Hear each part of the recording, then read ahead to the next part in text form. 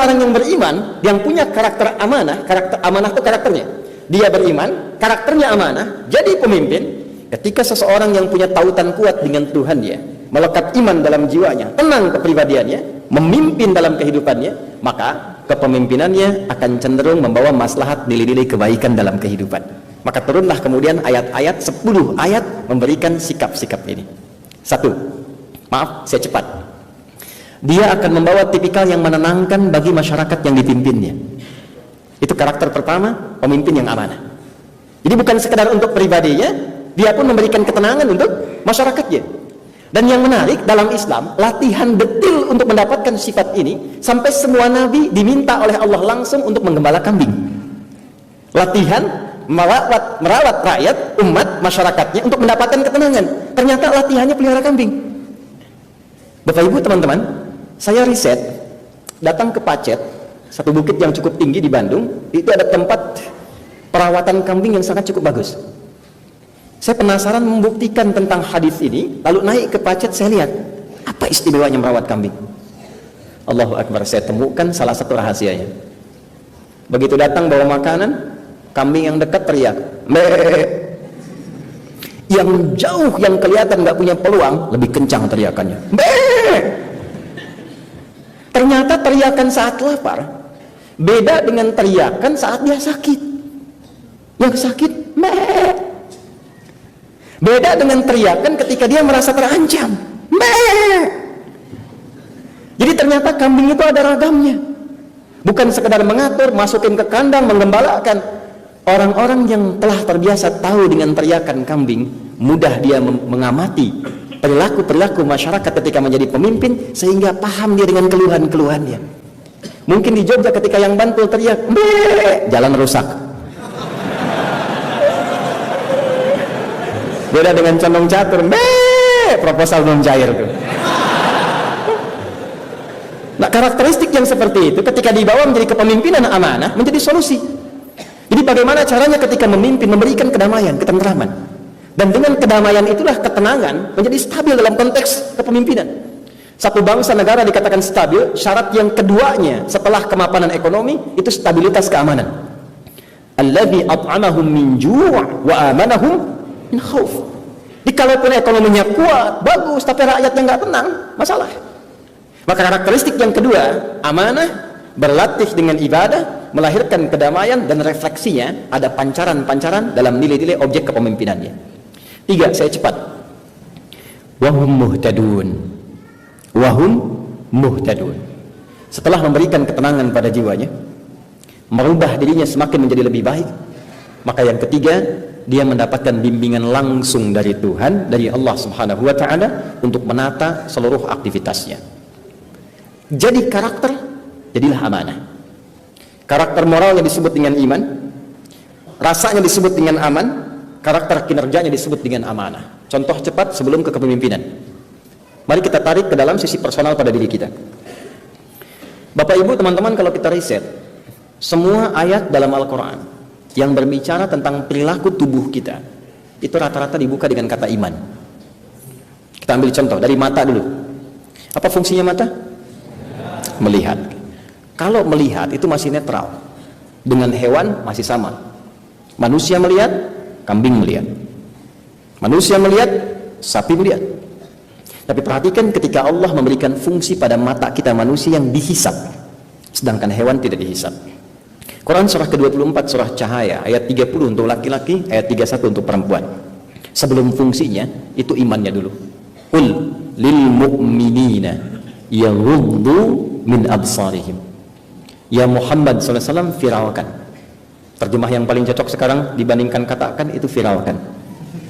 Karena kalau sudah viral itu pasti banyak yang like, share, and subscribe. Gak usah dikomen lagi kalau bukan ahlinya, ya. Nanti rame. Viralkan. Qul lil mu'minina, katakan pada pria-pria yang telah mapan imannya, yang punya karakter moral, membimbing karakter intelektualnya, memberikan petunjuk pada karakter kinerjanya, fisiknya.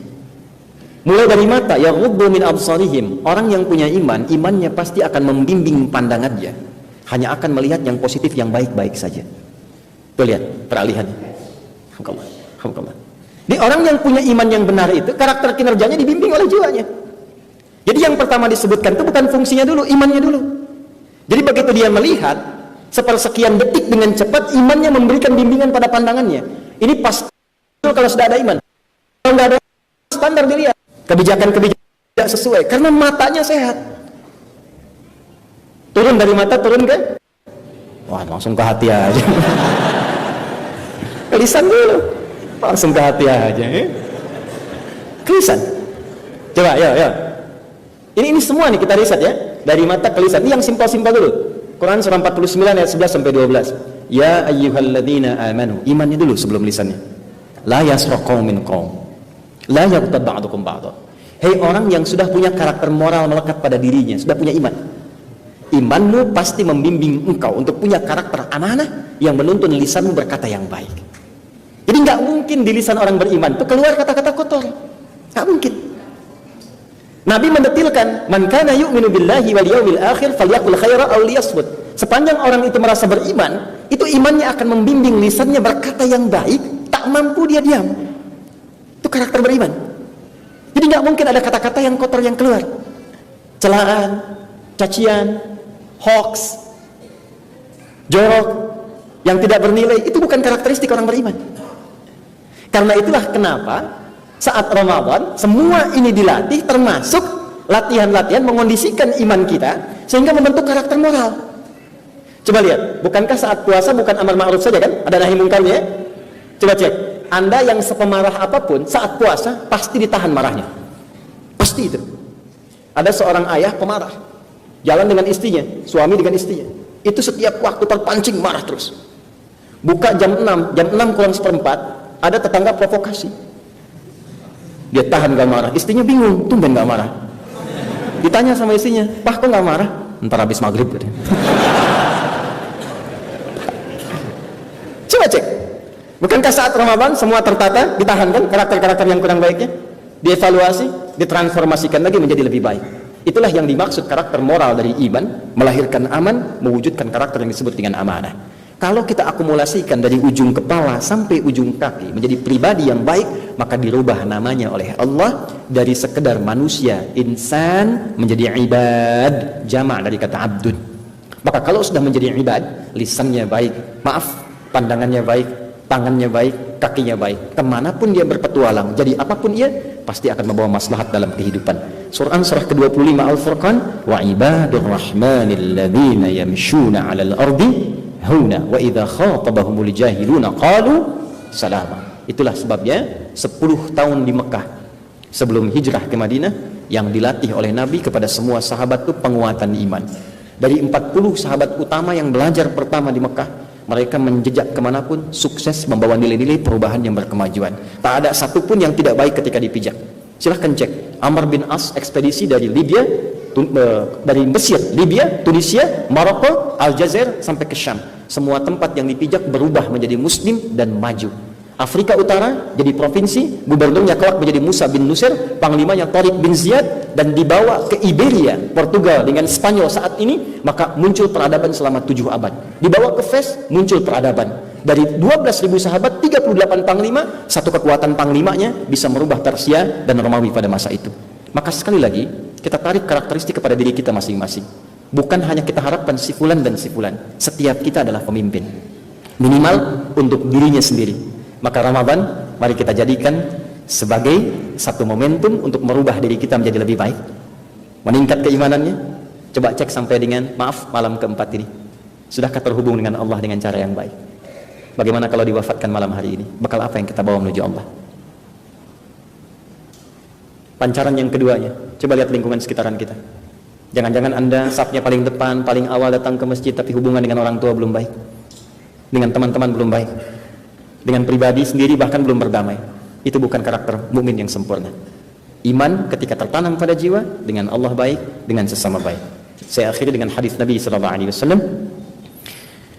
Atadruna al-muflis, tahukah kalian orang bangkrut nestapa di hari kiamat? Qulna ya Rasulullah, al-muflisu fina ma la dirham lahu wa la mata'. Ya Rasulullah, orang bangkrut di antara kami adalah orang-orang yang tidak punya aset sedikit pun, tak ada uang lagi 1 sen pun. Kata Nabi, al-muflisu min ummati, bukan itu yang aku maksudkan. Orang bangkrut dari umatku, ada yang mengaku muslim beriman tapi dinilai gagal oleh Nabi, bangkrut di akhirat. Ya'ti yaumal qiyamati bi salatin wa siyamin wa zakatin. Selama hidupnya dia pernah salat, dia puasa, dia zakat. Tapi wa ya'ti qad syatama hada wa qadhafa hada wa daraba hada wa akala mala hada wa safaka dama hada. Perhatikan baik-baik. Tapi saat yang bersamaan dia gemar saling mencaci, dia gemar berselisih, bahkan dia gemar menumpahkan darah dan menyebutkan nama Allah di dalamnya. Akala mala hada, dia gemar korupsi. Hadis korupsi itu banyak sekali. Jadi kalau ada orang yang kemudian maaf dia salat, saat yang bersamaan mencela orang lain, maka pahala salatnya dipindahkan kepada orang dicela itu. Tukhadhu hadza min hasanati wa hadza min hasanati. Ada orang puasa, saat yang bersamaan dia korupsi, pahala puasanya diambil diberikan kepada orang dizalimi itu. Fa in faniyat hasanatuhu, kalau habis kebaikannya hilang semuanya, maka diambil keburukan orang dizalimi ditimpakan kepadanya. Fatuliha finnar, dilemparkan dalam neraka. Hati-hati, puasa merubah kita lebih baik. Ya, itu pesan yang terakhir yang ingin saya sampaikan. Mudah-mudahan tidak memberikan kita terlambat untuk menunaikan tarawih. Pulang dari sini, dekati Allah, damaikan dengan kehidupan kita, dan jadilah pribadi yang bertakwa. Dan yang terakhir, ini yang paling pokoknya, al-khilafah al-mu'taminah, kepemimpinan yang amanah.